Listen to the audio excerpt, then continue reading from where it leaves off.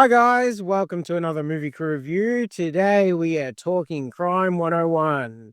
This film starring Chris Hemsworth, Mark Ruffalo, Halle Berry, Barry Keoghan, and Monica Barbaro follows Mike Davies, a criminal mastermind who takes very cautious steps in planning every heist that he takes. But when Barry Keoghan does one of his heists in a really blunderish way, gets set on a path which entwines him with Halle Berry's character and Mark Ruffalo, the detective. So we're going to get into the review and starting off this film, it's a nice slow burn. It's got some action into it, but it's also got suspense. I think that it's a real star-studded cast and it's done really well for the runtime and developing the characters. I really think that it draws a lot from films like Heat. I kind of see like some duality between the two and heist films as such, especially being set in LA. But Moon, since you've seen Heat, what did you think? Did you compare it at all, or really stand on its own? What were your thoughts on the film? So recently I did watch Heat again. I've loved it before. For some reason, I didn't connect it with much like recently. But I think you could say like Heat is also sort of a slow burn as well. This movie also is a slow burn and it takes its time. And I love that. I think they, especially because most of the heist movies are a bit bombastic, this was very grounded and it felt like this could actually felt more realistic type of a heist movie. And I think that's props to the writers and directors because they did great here. And because from the get-go, it felt like he wasn't invincible. Like I felt like he could get hurt. And and that made me root for him. Even he's a criminal, sort of. And everyone in this movie, I felt like, except for Barry Keegan's character, everyone felt like they were trying to do right. Like even if he's robbing people, he's sort of following a good path still. So I felt like that was such a good thing that they. Cameron, what did you think? Like, how did you make of these characters? Yeah, the characters were honestly phenomenal. Just the way they intertwined all three probably pillars. You had Chris Hemsworth's character, you had Mark Ruffalo's character, and you had Halle Berry's character. All three of them were probably the main pillars of the story, and just the way they cut from one story to the other, and it just flowed the story much better than I imagined it would. And it just felt, for me anyway, it just felt very GTA 5. I know GTA 5 is based over LA, but just just with the three the characters as well, how they were intertwined and how at the end, especially how they really merge them all together was just really great story writing. And yeah, I just really enjoyed this movie. Yeah, I think yeah, the heist aspect and seeing it all planned out was quite good, but you don't get bogged down too much in the minutiae of the whole thing, which is nice. Everything seems to like follow a great pace, which is probably what I like. Because sometimes with heist films, they get too much involved in the whole planning of the heist and execution of the heist and don't develop their characters as well. This film seems to do that quite well. It seems to get the development of these characters really good. I really I don't know what it was about this film, but I was really drawn to Mark Ruffalo's character, especially in the latter half. I really enjoyed his development, especially when you see he kind of like has a makeover at the end kind of thing and, cool Ruffalo from the kind of dirty Ruffalo that he was at the start of the film. But yeah, I think it was such an interesting because we've seen the detective like that in the past. He's on the hunch and nobody else cares and nobody else wants to know about it or believes him and thinks it's just a crackpot theory. But I don't know what it was about his performance, but just made me feel so much like he's onto something and I want him to get to it and I want him to prove it to everyone kind of thing. But the outcome for his character I thought was really good, really enjoyable. Yeah, they make you really root for all three, even though all three are pretty much flawed, but they're all just in amongst corruption, all three of them in different ways. And I thought that was very interesting. Like you have the the thief, Chris Hemsworth, is corrupted because he was brought up in not rich poverty, so he's corrupted into thinking to take from the rich, and that's going to be all right. And you'll have once you reach a certain amount of money, you'll be happy. And then you have the corruption of Halle Berry's part of an insurance broker and how they don't want to give you their money and all that stuff. And then you have the detective who works at a police department, which is all about corruption because they just want to get their head out of the pressures. And yeah, I thought it was really well done how they did that. Yeah, I like the corruption side of it. I really did, especially with the police side of it, seeing the background of like they have a scene in there where they have a shooting and trying to fix that up. And that for me was it gave real color to the whole police thing, made it feel a bit more realistic, but also made me feel for what Mark Ruffalo's character does in the latter part of the film, not as bad for Mark Ruffalo. It kind of humanizes him even more. And, I think that was a nice bit of color to the film.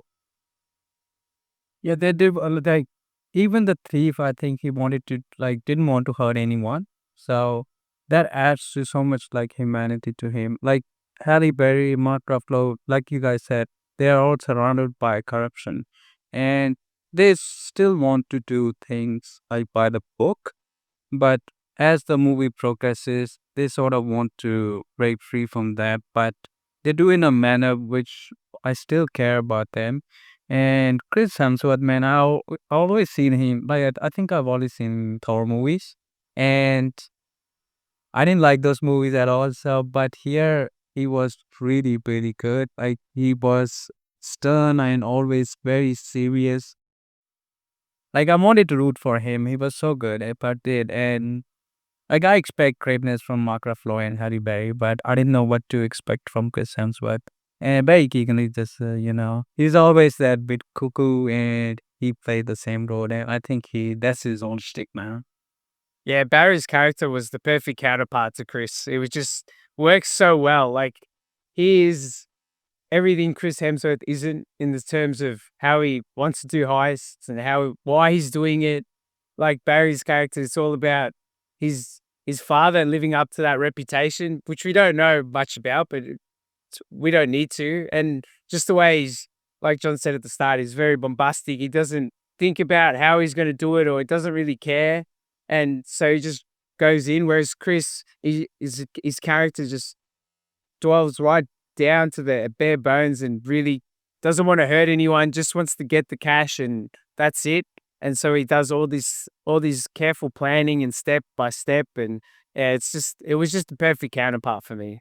Going on to Barry Keoghan, was one of your favorite characters of the film, Cameron, the mastermind behind the money laundering, Nick Nolte. All right. All I have to say is when you're going to cast someone, make sure that if you need them to speak, they can speak clearly. Because this guy was on his deathbed after each scene he was in. He was only in 3. I think there was only 3, if I counted correctly. Yeah, it was.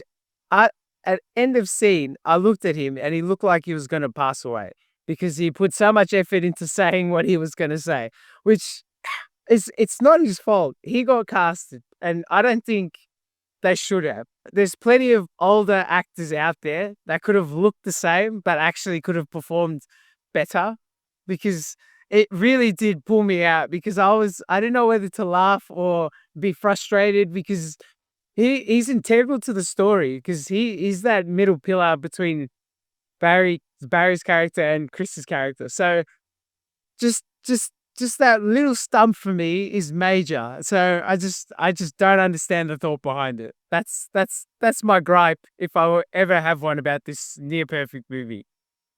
They could have Gary Busey in it, don't you reckon, Maroon?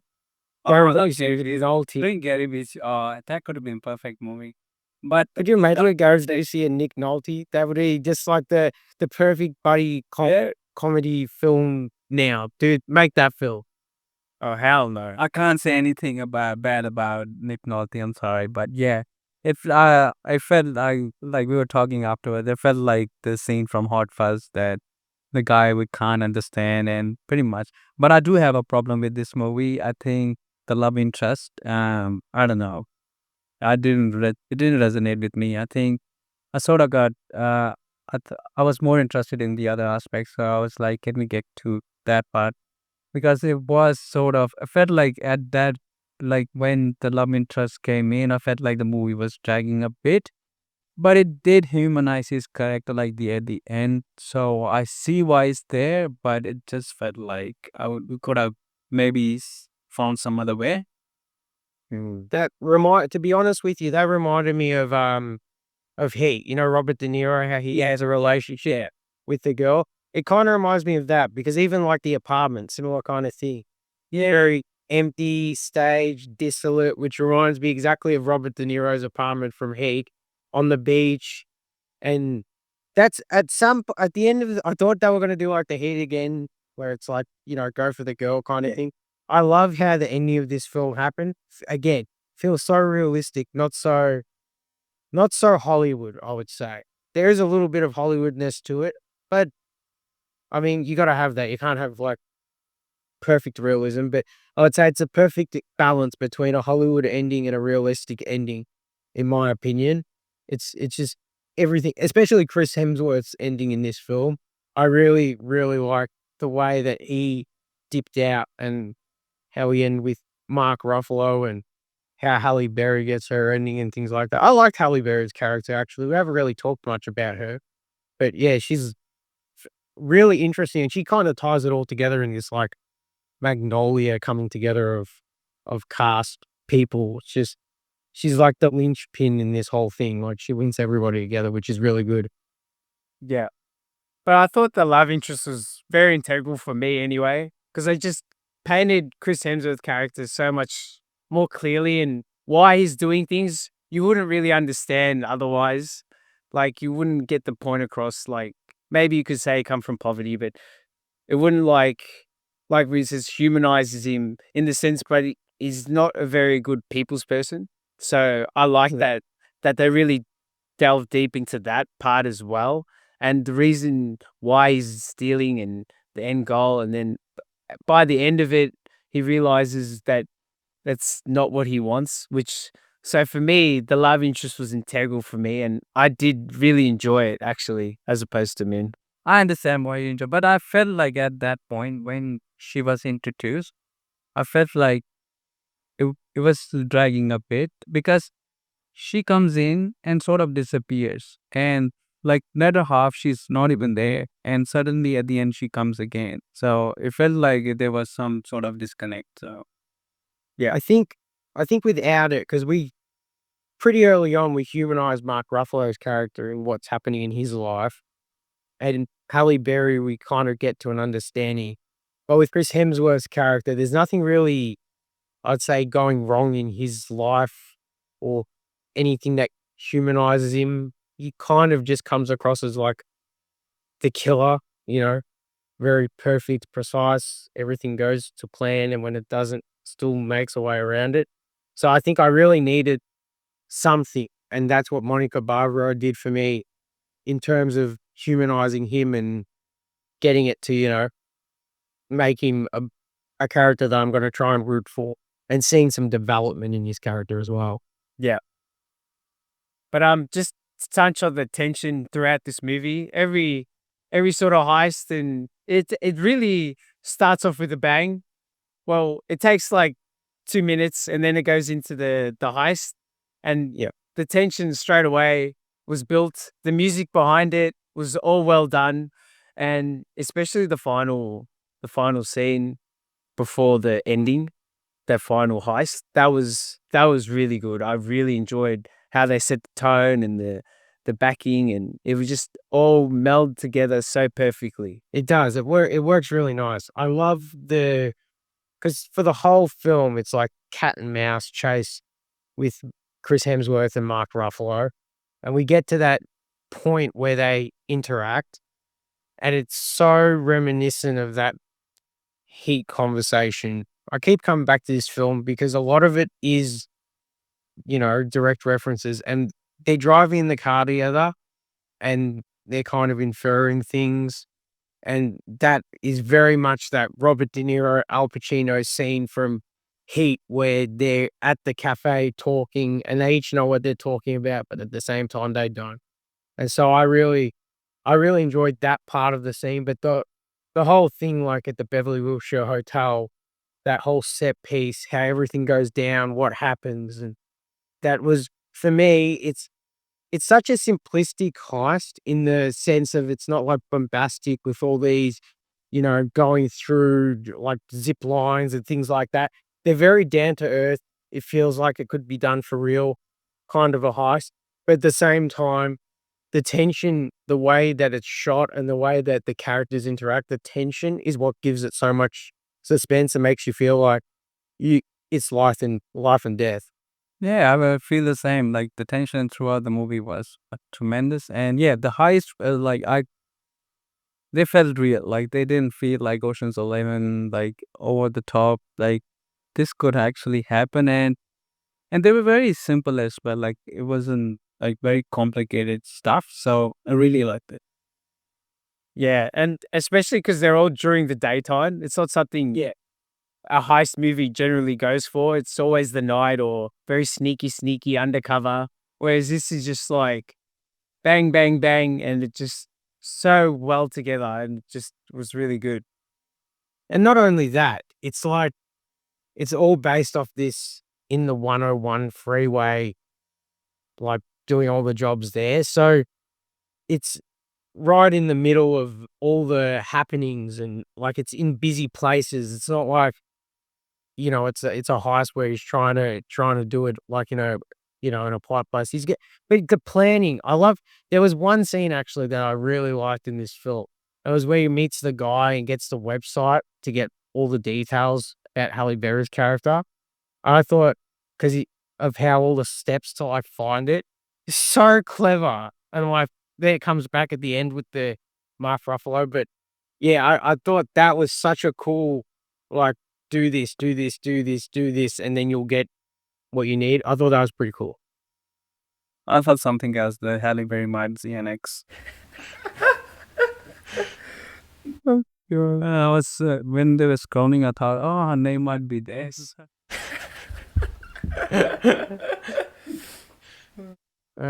All right, so shall we get on to the scores? All right, well, Moon, how many highways will you give this out of 10? I'll give it 8.5, 5 out of 10. And Cameron, how many highways will you give this out of 10? I'll give it 9 highways out of 10. And I'm going to be square in the middle, 8.75 highways out of 10.